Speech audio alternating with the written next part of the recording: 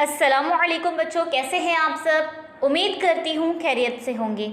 आज हम पढ़ेंगे माहौल का मुताला। आज का उन्वान है अपने मसाइल हम खुद हल करेंगे, यानी कि हमारे जो भी मसले हैं हमारे समाज में हम उसे खुद हल करेंगे। बताइए तो भला ज़ैल की तस्वीरों में आपको कौन से मसाइल नज़र आ रहे हैं। यहाँ पर तस्वीर है, यहाँ पर कुछ मसाइल है, देखते हैं। हमारे इलाके में पानी हफ्ते में सिर्फ 3 मरतबा आता है। यहाँ पर लड़की क्या बता रही है कि उसके इलाके में पानी हफ्ते में सिर्फ 3 मरतबा आता है। तो यहाँ पर पानी का मसला है, क्योंकि हफ्ते में सिर्फ 3 दिन पानी आ रहा है तो बाकी 4 दिन तकलीफ़ हो रही है। यानी क्या करना हो रहा है कि एक ही दिन पानी ज़्यादा भरना पड़ता होगा और फिर उसे संभाल कर इस्तेमाल करना होता होगा। कचरे का अनबार लग गया है, नाक बंद करके स्कूल को आना पड़ता है। यानी कि जब वो स्कूल जाते हैं तो उसी रास्ते में कचरे का अनबार लग गया है, जिसकी वजह से नाक बंद करके स्कूल आना जाना पड़ता है। साइकिल पर स्कूल आने को दिल बहुत ललचाता है, लेकिन साइकिल के लिए अलहदा रास्ता कहाँ है। अब यहाँ पर लड़की क्या कह रही है कि उसको साइकिल पर स्कूल आने का बहुत दिल करता है, लेकिन साइकिल के लिए अलहदा रास्ता नहीं है।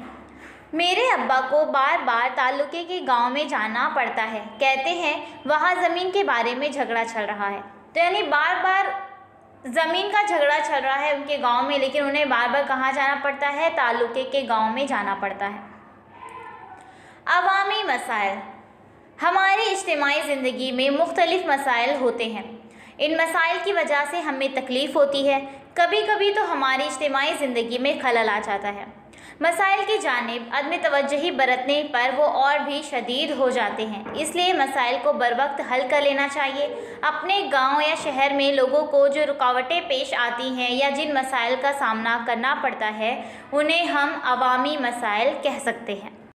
माहौल के मसाइल की शनाख्त करना भी एक अहम पहलू है। तन्हा इंसान अवामी मसाइल को हल नहीं कर सकता, बल्कि वो सभी की कोशिशों और शमूलियत से हल हो सकते हैं।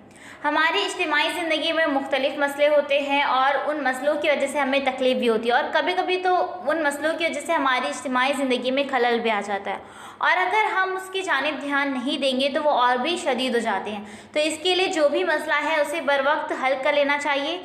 अपने गांव या शहर में जो भी रुकावटें पेश आती है या जिन मसले का हमें सामना करना पड़ता है, उसे क्या कहते हैं, अवामी मसाइल कह सकते हैं।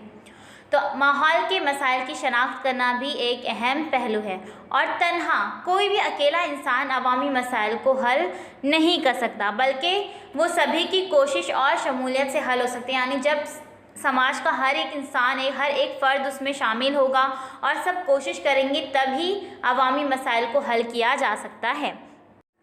तनाज़ा मतलब झगड़े। तनाज़ा का हल। अपने गांव या शहर में अलग अलग वजूहात से उठने वाले तनाज़ा भी मसले हो सकते हैं।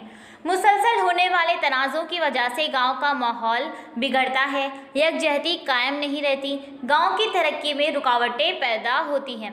तनाज़े की नौइयत शदीद ना हो तो आपसी बातचीत से उसे हल किया जा सकता है, लेकिन अगर उससे तनाज़ा ख़त्म ना हो तो उसके हल के लिए कायम इदारे और अदालत का सहारा लेना पड़ता है। हमारे गांव में या शहर में होने वाले झगड़ों से भी शदीद मसले हो सकते हैं, और मुसलसल अगर ये झगड़ा चलता रहा तो क्या होगा, गांव का माहौल बिगड़ जाएगा और यकजहती कायम नहीं रहेगी और गांव की तरक्की में रुकावटें भी आएंगी।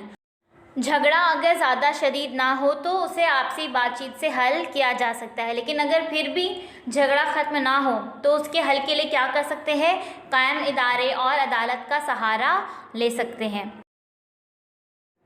मसाइल का हल। क्या आप मसाइल के हल की इन कोशिशों से वाकिफ़ हैं? हेवरे बाज़ार। ज़िला अहमदनगर में छोटे से गांव हेवरे बाज़ार में पानी की किल्लत का शदीद मसला था। उस गांव के लोगों की मदद और आपसी ताउन से उस मसले को हल किया गया। जानवरों की ग़िज़ा का भी मसला हल हो गया। आज हेवरे बाज़ार में हर तरफ हरियाली बिखरी हुई है। क्या था कि वहाँ पर छोटा सा गांव था वो, और वहाँ पर पानी की किल्लत का शदीद मसला था। तो उस गांव के लोगों की मदद और आपसी ताउन से उस मसले को हल किया गया। तो उसके बाद क्या हुआ, जानवरों की ग़िज़ा का मसला भी हल हो गया और आज हर तरफ बाज़ार में हरियाली बिखरी हुई है। तो कैसे हुआ, ये कैसे मुमकिन हुआ? لوگوں کی مدد اور آپسی تعاون کی وجہ سے۔ تو جب تک ہم مل کر سب شامل ہو کر کوشش نہیں کریں گے تو کوئی بھی مسئلہ حل نہیں ہو پائے گا، کیونکہ یہ کسی بھی ایک فرد کا کام نہیں ہے۔ صرف کوئی ایک فرد نہیں کر سکتا، بلکہ ہمیں سب کو مل کر اور آپسی تعاون کی مدد سے کسی بھی مسئلے کو حل کرنا ہوگا۔ خدمت کے ذریعے گاؤں کی صفائی۔ ضلع عثمان آباد کے خداواڑی گاؤں کے لوگوں نے گاؤں کی رضاکارانہ صفائی کی۔ گاؤں والوں نے فیصلہ کیا کہ گاؤں کی صفائی گاؤں والے مل کر کریں گے۔ چنانچہ پہلے تو انہوں نے گندے پانی کے لیے منصوبہ بندی کی، کوڑے دان کا کچرا استعمال کر کے کیچوا کھاد بنائی، ہر گھر کے لیے بیت الخلاء تعمیر کیے۔ سنت گاڈگے بابا نے نظموں کے ذریعے گاؤں کی صفائی کی اہمیت لوگوں کے دلوں میں جگائی۔ گاڈگے بابا لوگوں سے کہتے کہ صفائی، تعلیم اور خود انحصاری کے بغیر ترقی نہیں ہو سکتی۔ انہوں نے عملی طور پر صفائی کرنے کا طریقہ سکھایا۔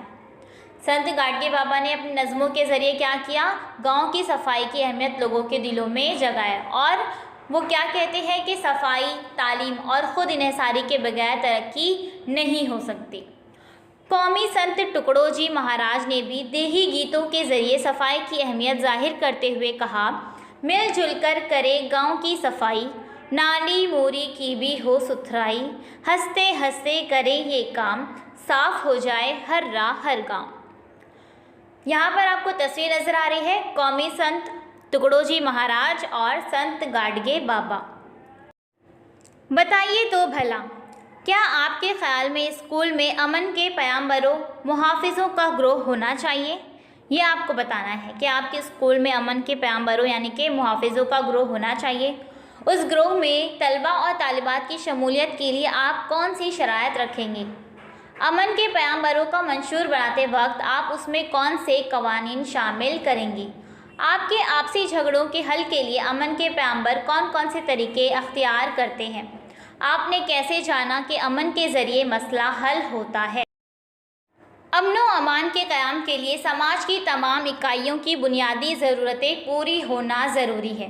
یعنی کہ اگر ہم چاہتے ہیں کہ ہمارے سماج میں امن و امان قائم رہے تو اس کے لیے کیا ہے؟ سماج کی تمام اکائیوں کی بنیادی ضرورت پوری ہونی چاہیے۔ ہر فرد کو ضروری تحفظ حاصل ہونا چاہیے، سماج میں استحصال کو روکنا چاہیے، عدم مساوات میں کمی آنا چاہیے، ہر فرد کو عوامی زندگی میں شریک ہونے کا موقع ملنا چاہیے۔ امن کی اہمیت واضح کر کے اور عملی طور پر امن کی راہ پر چل کر ہم اپنے خاندان، اسکول اور عوامی زندگی میں امن کے لیے ضروری ماحول پیدا کر سکتے ہیں۔ اسے ہمیشہ ذہن میں رکھیں۔ خاندان، اسکول اور سماج میں امن و امان قائم رہے تو سب کو اس کا فائدہ پہنچتا ہے۔ امن کی وجہ سے ترقی میں اضافہ ہوتا ہے۔ تجارت، صنعت، تعلیم، فنون، ادب، تفریح، سائنس، ٹیکنالوجی، تحقیق وغیرہ شعبوں میں ارتقاء کا موقع ملتا ہے۔ اس نقطۂ نظر سے امن و امان صرف اپنی ذاتی ضرورت نہ رہتے ہوئے ایک معاشرتی قدر بن جاتی ہے۔ ہم نے کیا سیکھا؟ اجتماعی زندگی میں مسائل کے حل کی ذمہ داری سب کی ہے۔ تمام لوگ باہمی تعاون کریں تو مسائل حل ہوتے ہیں۔ آپسی بات چیت اور گفتگو کے ذریعے تنازع کا حل نکلتا ہے۔ امن کے ذریعے مسئلہ حل کیا جا سکتا ہے۔ خاندان، اسکول اور سماج میں امن و امان قائم رہے تو سب کو اس کا فائدہ پہنچتا ہے۔ امن و امان ایک معاشرتی قدر ہے۔ تو بچوں، امید کرتی ہوں آپ کو اچھی طرح سے یہ سبق سمجھ میں آ گیا ہوگا اور آپ اچھی طرح سے سمجھ چکے ہوں گے کہ ہمارے سماج میں جو بھی مسئلے ہیں ہم خود ان مسائل کو حل کر سکتے ہیں، لیکن کوئی ایک فرد نہیں کر سکتا، کوئی اکیلا انسان، تنہا انسان کسی بھی مسئلے کو حل نہیں کر سکتا، بلکہ جب ہم سماج میں ہر کوئی مل کر آپسی تعاون کر کے باہمی تعاون کریں گے اور تب کسی مسائل کو حل کرنے کی کوشش کریں گے، سبھی کی کوششوں اور شمولیت سے ہم مسئلے کو حل کر سکتے ہیں، یا پھر بات چیت کر کے، ہے نا، گفتگو کے ذریعے تنازع کا بھی حل نکل سکتا ہے اور اس طرح ہمارے سماج میں امن و امان قائم رہ سکتا ہے۔ تو امید کرتی ہوں آپ کو اچھی طرح سے یہ سبق سمجھ میں آ گیا ہوگا۔ جلد ہی ملیں گے ایک نئی ویڈیو کے ساتھ۔ اللہ حافظ۔ Please subscribe the channel and press the bell icon.